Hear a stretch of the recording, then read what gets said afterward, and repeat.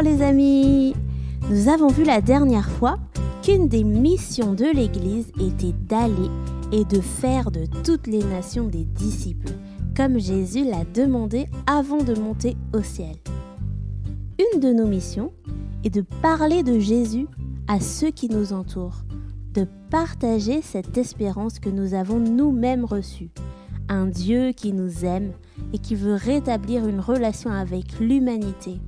Un Dieu qui veut délivrer les hommes du péché et de ses conséquences.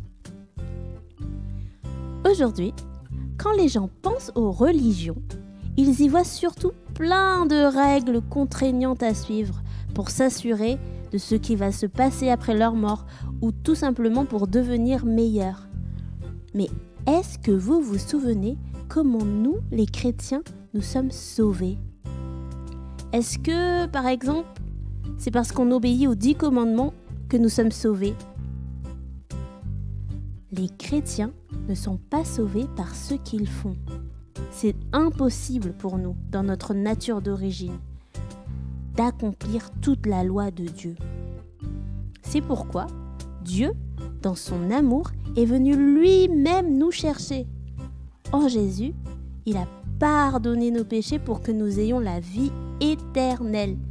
Ce n'est pas parce qu'on aurait accompli tout un tas de rituels ou de rites que nous sommes sauvés, mais c'est parce que Dieu l'a voulu. Notre seule responsabilité était d'y croire, de croire en Jésus, de croire qu'il est le seul chemin qui mène vers Dieu le Père. Et c'est cette bonne nouvelle que nous voulons partager autour de nous.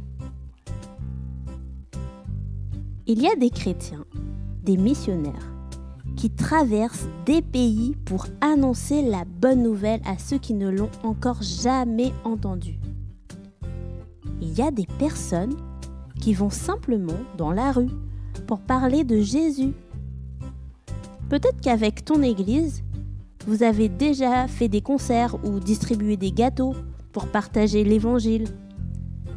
Quand les gens voient l'amour qu'il y a entre nous, quand ils voient ce que nous faisons ou ce que nous disons, ils peuvent être touchés et chercher à savoir pourquoi nous sommes si différents. Jésus a dit « Je vous donne un commandement nouveau.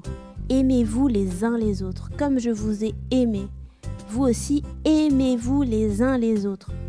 À ceux-ci, tous connaîtront que vous êtes mes disciples, si vous avez de l'amour les uns pour les autres. » Et ce n'est pas qu'avec l'Église que nous pouvons témoigner. Chacun, là où il est, peut influencer son entourage. Tu te dis peut-être que tu n'as rien de spécial, mais c'est faux. Dieu nous a tous créés à son image. Il a placé en chacun de nous des dons particuliers pour que nous puissions le refléter dans le monde. Quand tu choisis de ne pas mentir, alors que tous tes camarades le font, c'est une façon de témoigner. Quand tu aides quelqu'un, alors qu'il n'a pas été très gentil avec toi, c'est aussi une façon de témoigner. Quand tes copains voient que tu obéis à tes parents et qu'ils voient l'amour qu'il y a dans votre famille, c'est un témoignage de ce que Dieu est. Et oui, chaque petit geste que tu fais, de bon cœur, pour plaire à Dieu, c'est comme une lumière qui brille dans le noir. La Bible dit « Vous êtes la lumière du monde. Une ville située sur une montagne ne peut être cachée. Et on n'allume pas une lampe pour la mettre sous le boisseau, mais on la met sur le chandelier. Et elle éclaire tous ceux qui sont dans la maison. Que votre lumière luise ainsi devant les hommes, afin qu'ils voient vos bonnes œuvres et qu'ils glorifient votre Père qui est dans les cieux. » Nous allons prier ensemble. Seigneur, Dieu notre Père, merci pour ta parole qui nous éclaire chaque jour. Aujourd'hui, nous prenons conscience du trésor que tu places dans nos cœurs et nous avons envie de le partager autour de nous.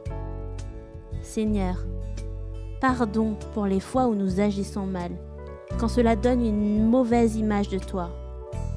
Aide-nous à refléter ton amour fidèlement. Aide-nous à parler de toi fidèlement. Seigneur, c'est toi qui nous diriges pour que nous fassions toutes choses de ta part. Je te prie que le monde puisse mieux te connaître. Je te remercie parce que tu nous utilises tels que nous sommes, alors que nous ne sommes pas parfaits. Seigneur, façonne encore notre cœur pour que notre témoignage soit vrai, authentique et que cela se voit à l'extérieur.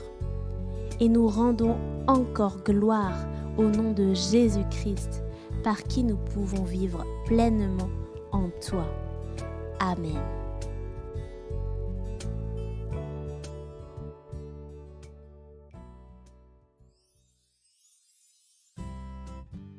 Bible en famille, c'est fini pour aujourd'hui.